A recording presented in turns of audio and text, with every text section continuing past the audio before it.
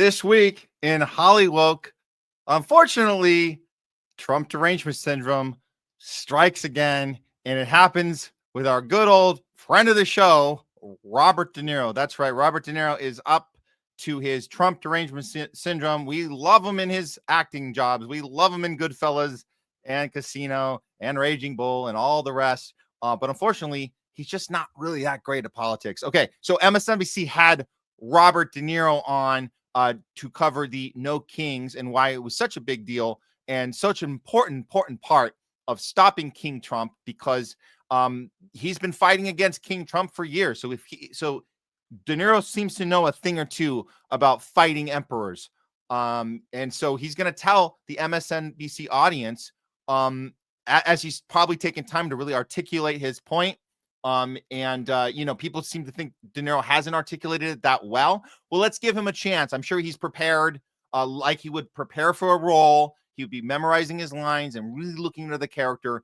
So let's see how well he does this time around. TDS, take it away, Robert De Niro. Here we go. Like what Newsom has done, because he's trolled him and he's fought fire with fire, and that's what you have to do. And he called him an invasive species, which is what he is. And so he's not.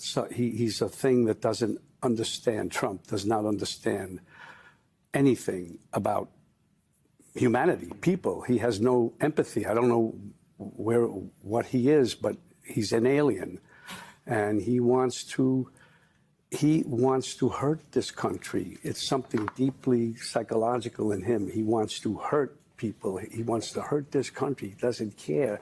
And what saddens me the most, upsets me the most, is that people follow him and they think and they kiss his ass and they look up to him. And I don't understand it. I don't understand the people in his cabinet, some of them, Rubio, how they can live with themselves after what they've allowed him to do and not stood up. Even walk out of the room when what they did with Zelensky the first time. Rubio, looking at his face, they got the camera on him. If he had balls, he would have walked out. I don't understand. That's a tough sell, I gotta say. So you've taken all this time since the election. I know that was very hard for you, De Niro. I hope you didn't have to call one of those suicide hotlines. We saw those suicide hotlines over and over here in LA. We got a lot of that in our feeds, just for people who were really feeling like the end of the world had happened when Trump beat Kamala, because everybody knows Kamala was supposed to be president. She worked really hard. She got a bunch of votes. She won the prime. Oh, wait, no, none of that happened. I'm sorry. I forgot. I thought it was a regular election. No, it was a fake one on the Democrat side for sure. So you don't know what's going on. You don't know how people can, as you say, kiss his ass. You're saying he's an alien. He wants to hurt people. So I don't know if you've made any actual point of substance. Those are just feelings. And Robert De Niro, you've just been really, really consistent with one thing, and that is just telling us how you feel, but not really backing it up with anything. I don't know if MSNBC was prepared to ask you any specific questions. Like if I was on that panel, I'd ask you, first of all, what are the demands of the protest? But I'm sure he wouldn't be able to answer that question because he doesn't know. If you're talking about we're stopping an alien who wants to hurt us, well, then what is the demand? Impeach him? Well, then tell us that's the demand, right? I don't know if he would say that, because then you'd have to then justify, well, then what, right? Is it JD Vance, President Vance? Is he any good? Does he want to hurt people? Is he an alien? I don't know why he's getting this type of time. And I'll tell you, I'll add this. He started the clip praising Newsom, because that's what you do. Here in California, you have to praise Newsom as he takes on Trump without any regard for the fact that Newsom is also a cartoon character, also playing a WrestleMania action figure, which he is, and he takes on Trump in a very action figure WrestleMania way. But does Trump have any idea what Newsom's policies are? Does he have any idea the type of thing Newsom has planned for California? Because I'm sure he might have missed this. Governor Gavin Newsom signs bill for California's first anti-Semitism prevention coordinator in schools. That's right. There's going to be an anti-Semitism prevention coordinator here in California. What does that person do? Well, let's see. Here's what happened. This was just 2 weeks ago. Newsom signed AB 715 on October 7th, 2025. How nice. 2 years anniversary. 2 years anniversary since the Hannibal Directive. That's very fitting. Very fitting. Since the day that Israel murdered its own people and called a stand-down order, Newsom signs this into effect. It's the first coordinator job. It's to protect Jewish students in K through 12. And they protect them how? By training educators, tracking, ooh, love that word, tracking complaints, and enforcing anti-discrimination measures. Well, how do you enforce? What's the protocol for enforcement? Well, the legislation addresses a surge. Of course, there's a surge. There's always a surge. Just like COVID. Surge in COVID. Got to protect ourselves, right? Sign up for the next booster. That's the language you got to look out for. It's there's a surge, right? Anti-Semitic incidents in California schools since October 7th. So in the last 2 years. Remind us, it was Hamas that attacked Israel. Israel had nothing to do with funding Hamas or firing on its own people or stand down order or any of the other stuff that they're guilty of and admitted to. By the way, admitted all of these things. So they're saying 10,000 cases. Well, what constitutes a case? And that's not California. That's the U.S. So the entire country, 10,000 cases. What does that even mean? Who defines that? Oh, the ADL. The ADL will define what constitutes one of the 10,000 cases. Got it. So supporters like the Jewish Public Affairs Committee of California hail it as a milestone. This is hailing as a milestone for student safety. While critics, including the ACLU, argue it may suppress free speech on Israel and Palestine. It may. No. It will. And that's what's going on. Does Robert De Niro know any of this? Of course he doesn't. Well, MSNBC Roundtable, they're going to let him go. And I bet you these guys, I swear, I bet these guys are huge fans. They're huge fans. They probably watch Goodfellas 20 times, 30 times like I have. But they can't distinguish the difference between the actor De Niro, the character De Niro, and the Trump derangement syndrome De Niro. So they're not going to ask any pushback questions, and they're going to let him ramble some more. And then the real damage is done. Here we go. De Niro should have quit while he was behind, but he wanted to go just a little further when he brings up Stephen Miller's name. Uh-oh, watch out. Here we go. We see it all the time. He will not want to leave. He set it up with his, I guess he's the Goebbels of the cabinet. Before he mentions Miller, yeah, Trump won't want to leave. That's what De Niro warned us about. The first term, Trump won't want to leave when he beat Hillary Clinton. He won't want to leave when he left. He won't want to leave when he was running again. He won't want to leave when he beat Kamala. And now he still doesn't want to leave. So that's he doesn't want to leave. He doesn't want to leave. He doesn't want to leave. Okay. Thank you for being, saying that over and over and never actually being right about it. But okay. Now it's time for the Stephen Miller part. Here we go. Stephen Miller, he's a Nazi. Oh. Uh-oh.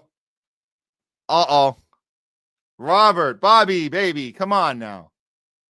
You talking to me? Huh? You talking to me? Stephen Miller, the Nazi. Okay.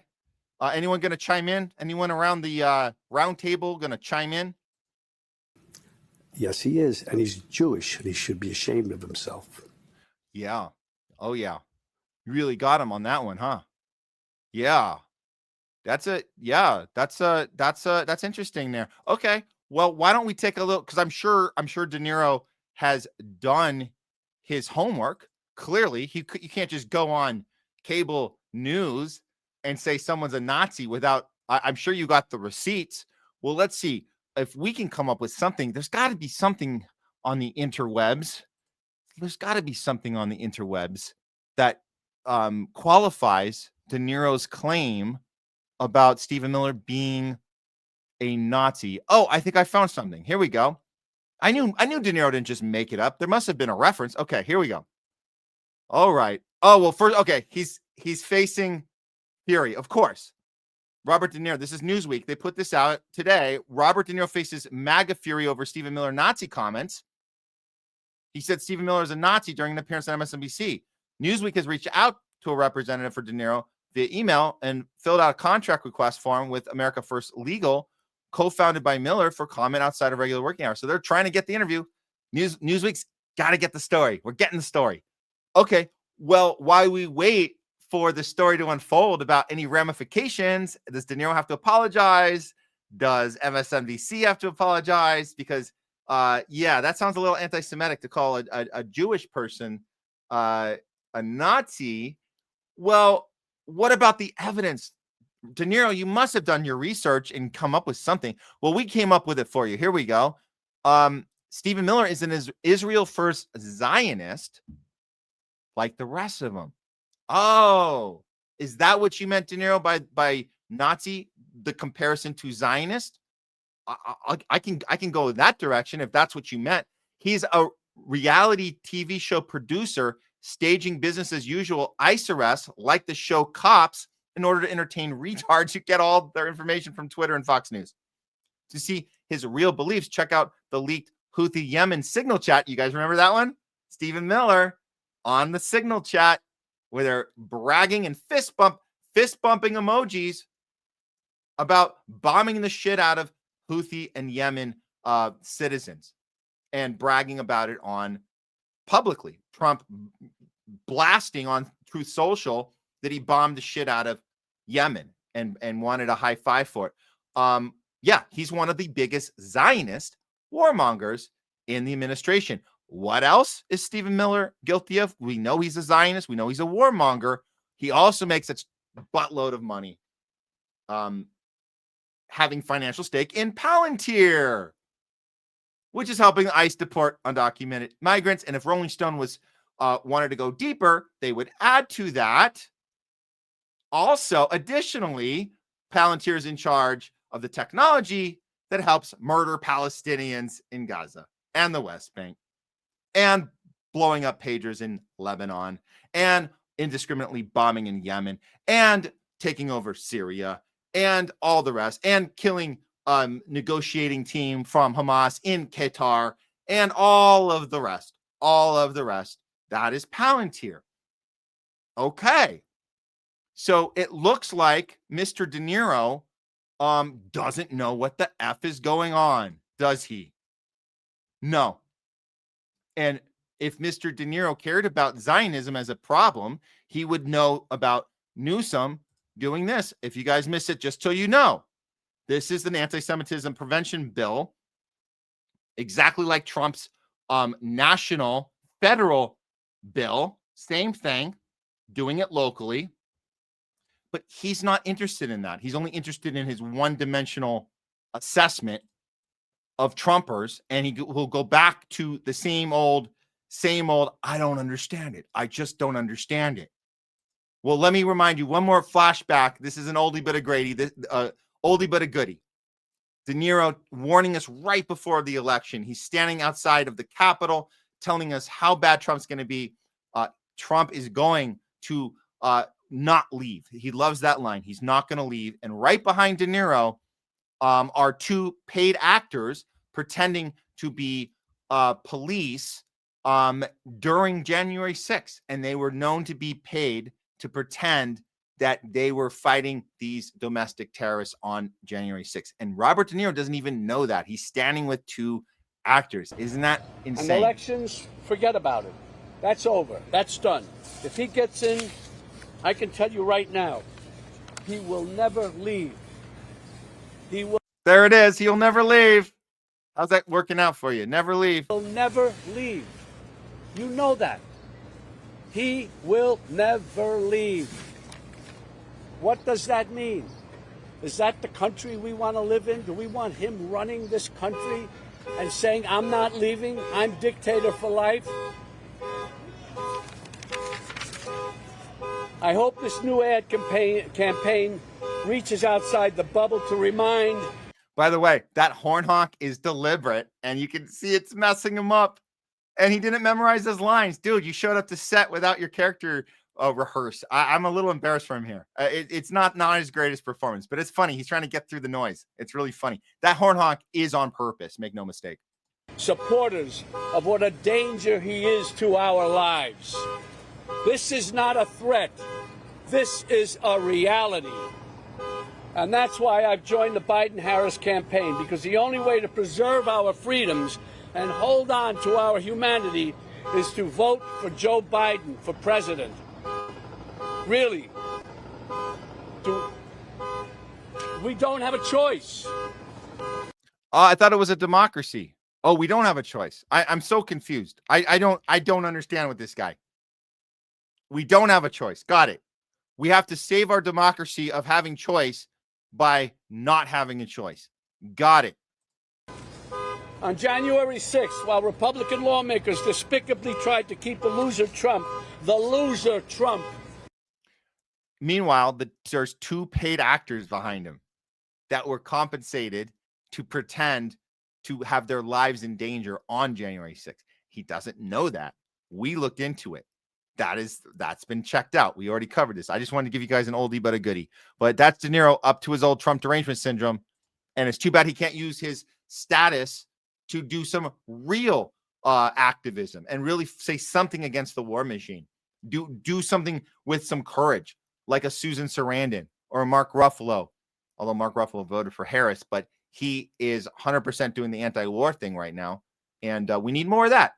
We need more people willing to get fired by their representation here in HOLLYWOKE than doing the safe thing that De Niro is doing. Well, now he has to apologize. Probably he's going to have to apologize for the Nazi comment, which is so ironic because we know that, if anything, it's Zionism that is hooked closest to Nazism, but he's never going to make that association, and certainly the mainstream media will not as well. But they definitely did a disservice to De Niro, bringing him on the show and letting him run his mouth, because that's how, like an old grandpa running his mouth, that's how he's sounding now. And if you want to further on Robert De Niro being an old, crass and rude and off the wall grandpa character, go see the movie Grandpa. It's actually really, really bad. If you want to see De Niro at his worst, go see Grandpa, and that'll pretty much sum up what we're watching in real life.